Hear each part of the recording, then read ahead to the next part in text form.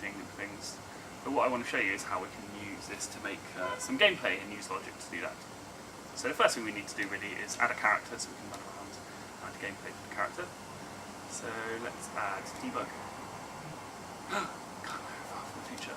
So the reason that happened, just to explain to you guys, is because we're working on a dev cycle. We have different builds of the game, and if someone ever makes anything on a later version, we can't load it in the past. And the one we use for the stream is our stable version, which is always about a week behind. So yeah, you can't load something for the future. You guys will never have to worry about that. Yeah, because that will never happen to you. That's just unless you travel to the future. Never mind. yeah.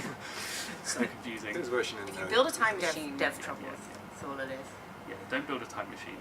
Please don't build a time machine. Maybe build a time make machine, the game yeah. very Which confusing. one are we going to go for? This one, debug Yeah. puppet. That's It's the also same one one. from the future. Oh no. Okay, let's try another character in here. Let's try Francis. There we There go. we go. Got it Francis. working. So, Francis. Damn the future. Damn the future. That's And good though. I mean, someone's- someone's been improving. Things are happening. Yeah, People working on our Yeah. stuff. Really. Yay, the game's been made. This is cool. We have Francis. Francis can run around.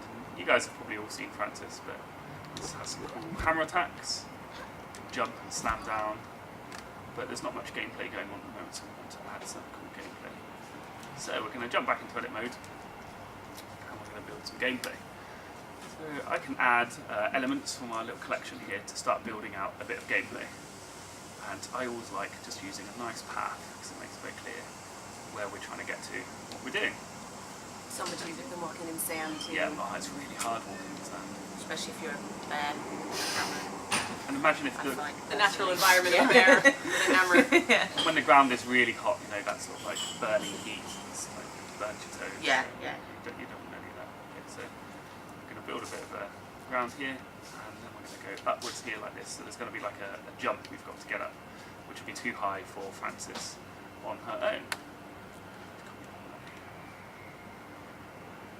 So this is going to be our beginning. Let's line it up. You could even there's a road outside our office. If you guys heard that honking horn. It is home time for a lot of people. Okay. And one more A under lot here. of angry, honky people. Badgers. Okay, so there's our bit of gameplay. Francis has got to run across here and then jump up here. So let's see how well she does at the moment. Oh, it's just a bit too high. Can't get up there. Okay, so we need something to get us up there, and this is where logic comes in. And there's a few ways we can do this.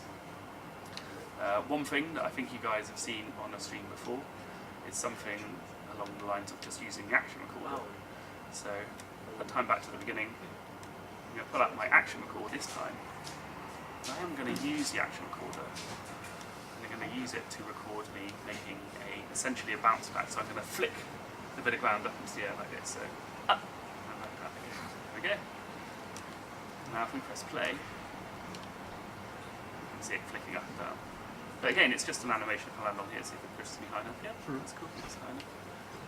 Great, so we've built a little bounce pad. But again, it's still not interactive, so this is where we're going to use the logic to now make this fully interactive. And I could just grab this platform, I could move it up, and I could then move it back down. And we can stop recording, and when Francis jumps back into the level, we've got a little moving platform that goes up and down. Which is, you know, it's a really nice way of doing it, but it's not really logic, you know, it's just like a continual animation. So we want to make this more interactive. That's what I'm going to do. I've opened up the tweak menu here of the action recorder. And I'm just going to increase the playback speed a little bit, which will have the effect of making the bounce pad bounce me higher because it's like flicking faster. Because it only just got me up there, so I'm going to go up a little bit higher. Then we're going to go into our components, and this is where all our logic lives. So we've got stuff we've already used in the scene, sensors and inputs, and these things usually happen first. We go into logical processing, which is the stuff that kind of happens in the middle. And then we have outputs, which is the stuff that happens at the end. You know, it's like a sort of sum. It's this plus this equals this. I have a few other things, but for now I want a sensor and input. This is usually the thing you have at the start of the chain. And I'm going to have a trigger zone. And we have loads of inputs here. You can have a little more, but I just want a trigger zone. So at the moment it's circular, which is kind of okay, but actually I want it to match the shape of this bounce pad. So if we open up the trigger zones internal here, we have all these different options on it, different pages of options. All I want to do is turn it square and change the size of it down a little bit. And make sure it's lined up nicely with this bounce pad. Sideways look, there we go.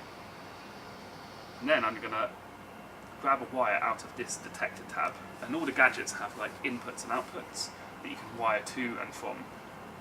And in fact, what's really cool in Dreams, because this is what we do in Little Big Planet, if you guys have ever out there played Little Big Planet, we've done something extra, and you can wire out of pretty much everything that's on the tweak menu into anything else as well. So you could wire out from the number acquired into something else, like you can even wire it back into itself, not that that would make any sense. So, if you've got any other tweak stuff, you can, that's it, yeah. And the cool thing is, we think you guys will start figuring out really clever ways of wiring tweak menus into other tweak menus to get what you want. Say you could choose the colour of this character equals the colour of this light, because you can drag out the wire from the colour. So that's really cool way of making logic. But for now, all I've done is wired the trigger zone into this action recorder. I'm going to change the action recorder from loop into play once.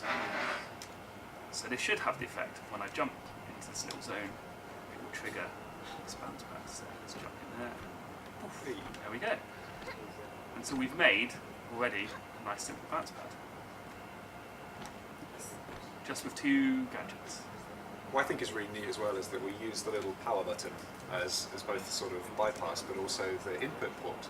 So if you're ever wondering how to make something work, 9.99 times out of 10, it's always going to be the little power button at the bottom. So you don't really have to think too hard about it. You just go straight into that one that's exposed on the title there. Yeah, exactly. And if you want more complex behaviours, you may want to wire into just the amplification or the playback speed or the wobble of the thing. But generally, a good rule of thumb is the output into the power.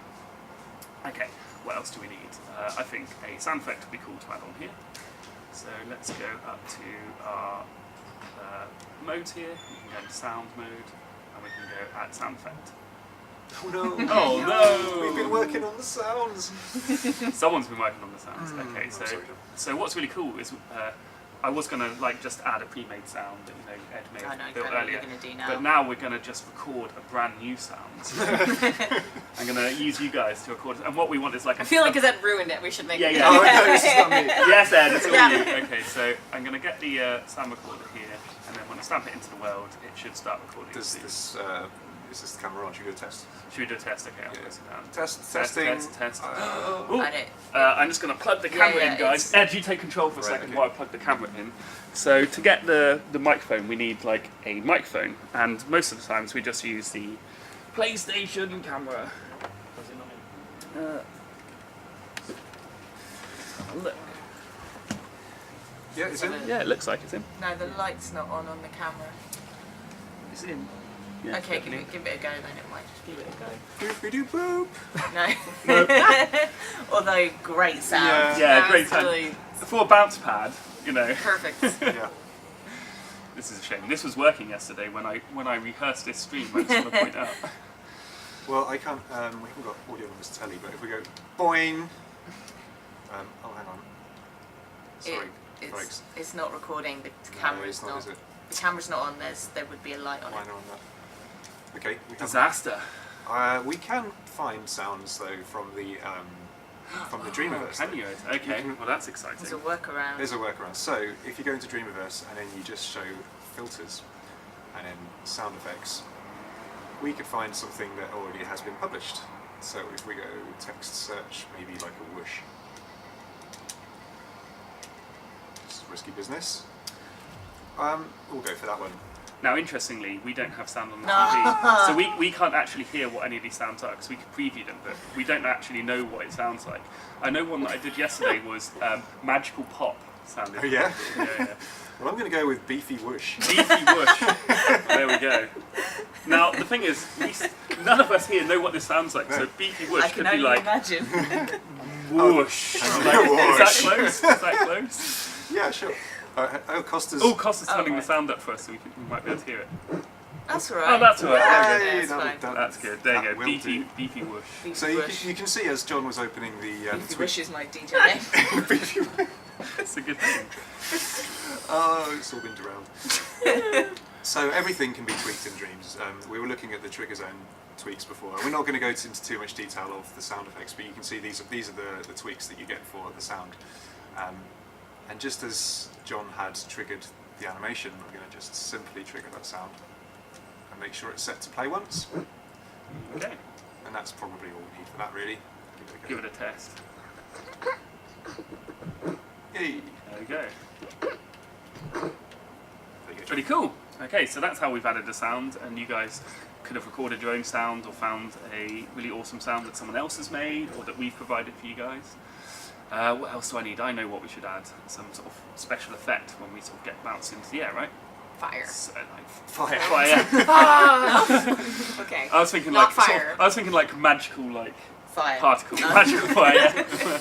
Okay, so Girls just want to burn everything. okay, we can have magical sparks or whatever. Alright, sparkles it is. Sparkles, So- glitter. It's I love fine. sparkles. Yeah. We know you do. So I've come into What's this tool called? This is called paint mode, right? And so I can just paint stuff into the air like this. This is actually how we did the lines in Train Jam and on Comic Sans. I'll show you guys later how that And the works. legs of the And character. the legs of Yeah. the character, Paint yeah, mode, right? absolutely. So what I want is to use one of the. This has its own sort of set of tools, and one of them is a line tool. So I can just draw nice straight lines up like this. There we go. And I've just drawn one line into the air, and that's all I want for now. And I'm going to turn off the. We have all these different filters here as well, guys, to hide various things. So I just want to hide the trigger zones because I don't need to see those anymore. And then let's go straighten this line up a little bit, and then go into its tweak menu. And everything has its own tweak menu with its own various properties. And the first thing I want to do is turn it into a sort of more magical colour, so like a sort of purpley, pinky colour, because that's super magical.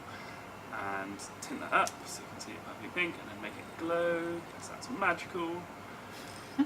And then I'm going to increase the animation speed of it. Now what that does means the particles will sort of move down the length of it. You can just about see it sort of scrolling along. If I make it into a pulse, you can see it really scrolling along like that. I'll make the speed faster. And shorten the trail. But there's only one at the moment, so we need like a whole load to make it look like super Yeah, magical, definitely. right?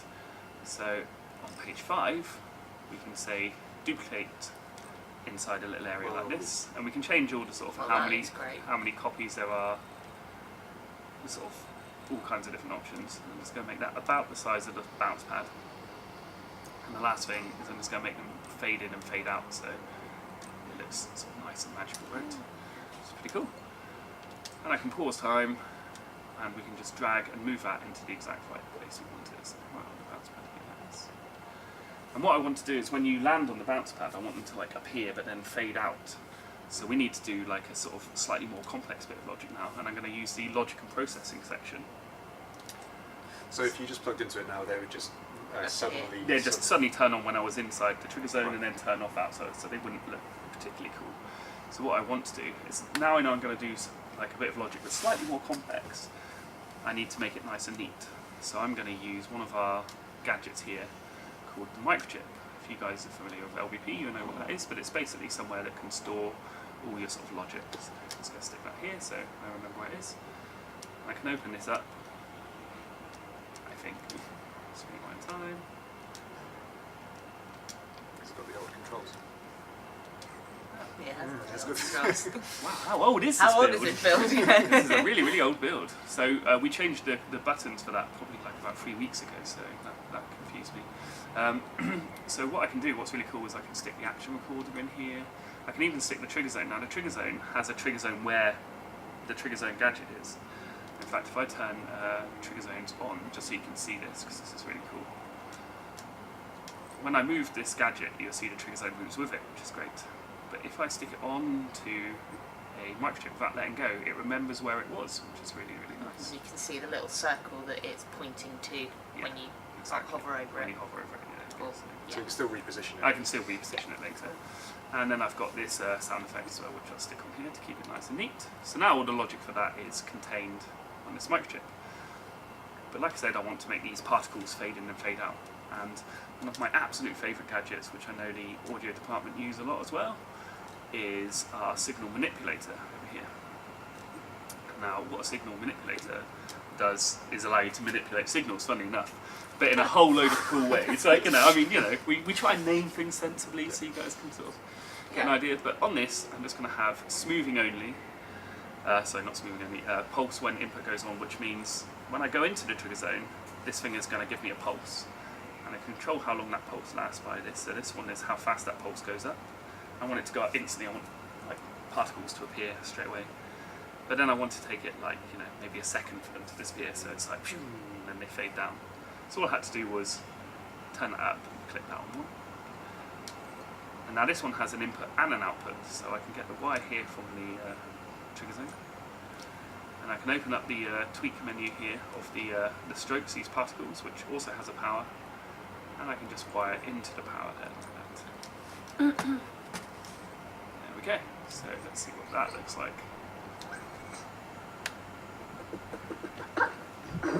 Okay, got some nice particles. And so you can see how you can quickly start adding things to your level. And it doesn't have to be overly complicated, but you can go as complicated as you want, which is really cool. So these things you can keep adding to and piling on top of each other. I'm going to add a camera to frame this now, because it'd be really cool if there's a nice camera here. In fact, what I can do, this is a smart idea. If you like making stuff modular, this microchip here, I'm going to open up with the old controls, and I'm going to stick a camera actually on this microchip. So I can go here to cameras, stick the camera on here, and I can look through what the camera looks like. Let's get it into about like that. And then I want to add another trigger zone, but this time a bit bigger, to say when you're in this trigger zone, I want this camera to be active. So I can just copy this trigger zone, which is in the same place and the same size, but then by tweaking on it, I can just change the size of it like this. So that bigger like that, bigger that way. And I kind of want it to match roughly what the camera was looking at, so I'm not going to be too precise, but I think it was about something like that. A bit higher just in case I drop out the top. Close that one down, and wire that into the camera. Okay. Let's see what that looks like. So when I go into this area, this trigger zone is going to be active, and I can see what this bounce back looks like from that point of view. But now what's really nice, now I've done this, I'm sort of happy with the, actually, one last thing. Oh, I get so excited. Effects, we should have... It's okay, we were going to just let you do this, yeah. but now we're all fascinated, yeah. so we're going to watch the whole thing. Just to show you some, a few of the other gadgets. We've got a camera shaker, which is really nice, which shakes the camera, right? So if I preview it, I can see what that looks like, and I've got a bit of camera wobble. What I want is a bit more speed, like this. And now, if I wire the same thing we used to make the particles come on, I'm actually just going to wire that into the amount of shakiness. And this is an example where we don't wire it into the power. I'm just wiring it straight into the shakiness, which is like how shaky it is. Because I want the speed, the vibration to be the same. So now, when I jump into this bounce pad, we get a bit of screen shake as well. Just a nice bit of screen shake. Just sort of add that extra oomph to it. Did you do this in Comic Sans when you're coming down with I the did. rocks? Yeah, whenever you landed down, it's exactly how I did it. The camera shaker is so good for this kind of thing. We even have one that's for setting off the rumble on your DualShock as well, so you can make things rumble at the same time, which is really great for sort of immersive gameplay. Right, so now I have all my logic wrapped up here, and I also have my actual bounce pad. What I can do is I can group them together. It's going to hide the trigger zone, so we don't have to look at them anymore. I can select two things, and you can see it here, it says group, so I can group that. And now, that camera, the trigger zone, all the logic, everything is contained within this single bounce pad now. I don't have to try and rebuild it every time that I'm doing a new bit of gameplay. So I can just get this, and I can put another one up here. But it's disappeared because it's now... It's inside the group, yeah. So I could go inside. We have this concept of like tunneling inside things. So if I tunneled inside here, you would see the logic. So, let's jump back into play mode. I have two bounce pads, so we should have a camera for the first one. Bounce me into the air, and as I move, the camera for the second one will activate as well. So that's really nice. Okay then. And when you find yourself, you have like a cool motif like this, it's really nice to then build gameplay out really, really fast. So we can get this rock and we can start building like a little bit of a scene here. Really, really, really fast. I just realised I buried Francis under the ground, but It's fine. She'll be fine. Should be fine, yeah. Let's go build like this sort of cliff around here like this.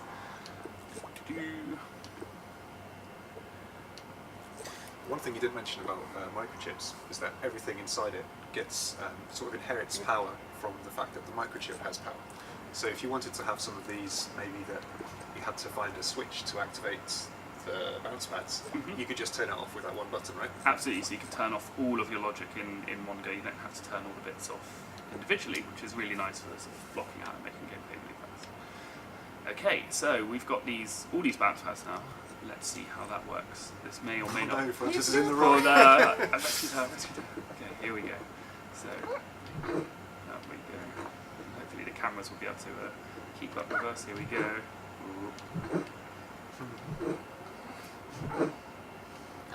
Yay! No. Now what I realised then, for the eagle-eyed amongst you, and you'll probably point this out at the end of the stream, so I'm going to point it out first, was that the special effect we had is on this first one, but it's not on the others, because when I grouped it, I only grouped the microchip You and the didn't really board. affect- I was gonna point that out a couple minutes ago and I didn't. I feel so dumb now. Oh no. So there we go. So now I haven't got that effect. So I could go back and I could replace them all, but because, you guys get the idea. So that's like how you can use logic to do simple bits of gameplay like this.